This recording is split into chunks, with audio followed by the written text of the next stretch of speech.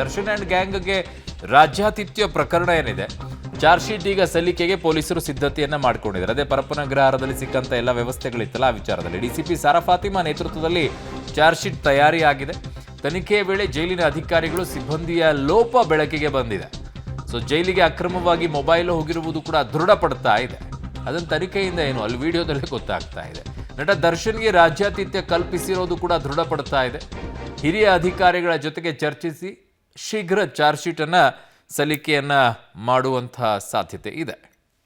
ನನ್ನ ಸಹೋದ್ಯೋಗಿಗೆ ನರಸಿಂಹಮೂರ್ತಿ ನನ್ನ ಸಂಪರ್ಕಕ್ಕೆ ಸಿಗ್ತಾ ಇದ್ದಾರೆ. ನರಸಿಂಹಮೂರ್ತಿ, ಈ ಚಾರ್ಜ್ ಶೀಟ್ನಲ್ಲಿ ಬಹಳ ಮುಖ್ಯವಾಗಿ ಗಮನಿಸಬೇಕಾಗಿರುವಂಥದ್ದು ಯಾರವರು ಆ ರೀತಿಯಾಗಿ ವ್ಯವಸ್ಥೆಯನ್ನ ಮಾಡಿಕೊಟ್ಟಿರೋದು, ಮತ್ತು ಅಷ್ಟೊಂದು ಹೊರಗಡೆಗೆ ಚೇರ್ ಹಾಕೊಂಡು ಕೂತ್ಕೊಳ್ಳೋಕ್ಕೆ ಆ ರೌಡಿ ಶೀಟರ್ ನಾಗನಿಗೆ ವ್ಯವಸ್ಥೆಯನ್ನ ಮಾಡಿಕೊಟ್ಟಂಥವ್ರು ಯಾರು, ಎಷ್ಟು ಇಸ್ಕೊಂಡಿದ್ರು, ಏನು ಕಾಸಿನ ವ್ಯವಹಾರ ಆಗಿತ್ತಾ, ಅಡ್ಜಸ್ಟ್ಮೆಂಟ್ ಇತ್ತಾ, ಅಥವಾ ಇವನು ನಾಗ ಜೈಲಿಗೆ ಹೋದಾಗಲೆಲ್ಲ ಇದೇ ರೀತಿ ವ್ಯವಸ್ಥೆಯನ್ನ ಮಾಡ್ತಾ ಇದ್ರೆ, ಇದೆಲ್ಲ ಡೀಟೇಲ್ ಆಗಿ ಸಿಗುತ್ತಾ? ಅರುಣ್, ಪರಪ್ಪನ ಅಗ್ರಹಾರ ಜೈಲಲ್ಲಿ ನಟ ದರ್ಶನ್ ಹಾಗೆ ರೌಡಿ ಶೀಟರ್ ವಿಲ್ಸನ್ ಗಾರ್ಡನ್ ನಾಗನಿಗೆ ರಾಜಾತಿಥ್ಯವನ್ನ ಕಲ್ಪಿಸಲಾಗಿತ್ತು. ಆ ಫೋಟೋವನ್ನ ಪಬ್ಲಿಕ್ ಟಿವಿ ವರದಿಯನ್ನ ಮಾಡಿದಂತಹ ಬಳಿಕ, ಎಕ್ಸ್ಪೋಸ್ ಅನ್ನ ಮಾಡಿದಂತಹ ಬಳಿಕ ಸರ್ಕಾರ ತನಿಖೆಗೆ ಸೂಚನೆಯನ್ನ ಕೊಟ್ಟಿತ್ತು. ಪ್ರಕರಣ ಸಂಬಂಧ ಪರಪ್ಪನ ಅಗ್ರಹಾರ ಪೊಲೀಸ್ ಠಾಣೆಯಲ್ಲಿ 3 FIRಗಳು ಕೂಡ ದಾಖಲಾಗಿದ್ವು. ಇದೀಗ ಆ 3 FIRಗಳ ತನಿಖೆಯನ್ನ ಬಹುತೇಕ ಮುಗಿಸಿರುವ ಪೊಲೀಸರು ಚಾರ್ಜ್ ಶೀಟ್ ಅನ್ನ ಹಾಕೋದಕ್ಕೆ ರೆಡಿ ಮಾಡ್ಕೊಂಡಿದ್ದಾರೆ. ಮೊದಲನೇ FIRನಲ್ಲಿ ಅಲ್ಲಿ ಏನೊಂದು ವ್ಯವಸ್ಥೆಯನ್ನ ಕಲ್ಪಿಸಲಾಗಿತ್ತಲ್ಲ, ಆ ಚೇರ್ ಇರ್ಬೋದು, ಕಾಫಿ ಮಗ್ ಇರ್ಬೋದು, ಅದ್ರ ಜೊತೆಗೆ ಟೇಬಲ್ ಇರ್ಬೋದು, ಇವರು ಕುತ್ಕೊಳ್ಳೋಕೆ ಆರಾಮಾಗಿ ವ್ಯವಸ್ಥೆಯನ್ನ ಕಲ್ಪಿಸ್ಕೊಡ್ಲಾಗಿತ್ತಲ್ಲ, ಅದನ್ನ ಅಲ್ಲಿನ ಅಧಿಕಾರಿಗಳು ಸಿಬ್ಬಂದಿ ವರ್ಗ ಮಾಡಿಕೊಟ್ಟಿದ್ದಾರೆ ಈ ಸವಲತ್ತನ್ನ ಅನ್ನೋದು ಗೊತ್ತಾಗಿದೆ, ಕಂಡು ಬಂದಿದೆ.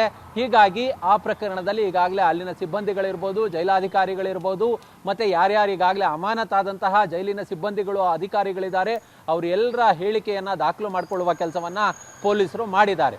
ಅದಲ್ಲದೆ ಮತ್ತೊಂದು ಪ್ರಕರಣ, ಇದೇ ಪ್ರಕರಣದಲ್ಲಿ ನಟ ದರ್ಶನ್ ವಿಡಿಯೋ ಕಾಲನ್ನು ಕೂಡ ಮಾಡಿರ್ತಾರೆ. ಧರ್ಮ ಎಂಬಾತ ಹೊರಗಡೆ ಇದ್ದಂತಹ ಒಬ್ಬಾತನಿಗೆ, ಸತ್ಯ ಎಂಬಾತನಿಗೆ ವಿಡಿಯೋ ಕಾಲನ್ನು ಮಾಡಿರ್ತಾನೆ. ಆ ಪ್ರಕರಣದಲ್ಲಿ ದರ್ಶನ್ ಕೂಡ ವಿಡಿಯೋ ಕಾಲ್ನಲ್ಲಿ ಹಾಜರಾಗಿ ಮಾತನಾಡಿರ್ತಾರೆ. ಹೀಗಾಗಿ ಇಲ್ಲಿ ಮೊಬೈಲ್ಗಳು ಹೇಗೆ ಜೈಲೊಳಗೆ ಸಪ್ಲೈ ಆಗ್ತಿದೆ ಅನ್ನೋದನ್ನ ಇದೀಗ ಪೊಲೀಸರು ತನಿಖೆಯಲ್ಲಿ ಬಹಿರಂಗಗೊಳಿಸಿದ್ದಾರೆ.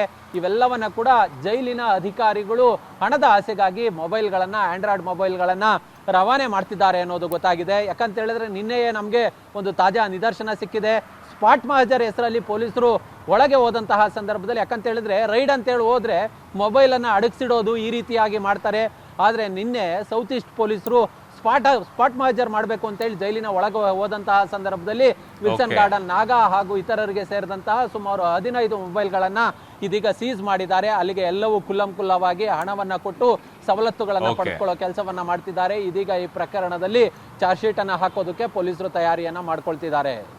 ಓಕೆ ನರಸಿಂಹಮೂರ್ತಿ ಹಾಗೂ ಮಸೂದ್, ನಿಮ್ಮಿಬ್ಬರಿಗೂ ಕೂಡ ಧನ್ಯವಾದಗಳು.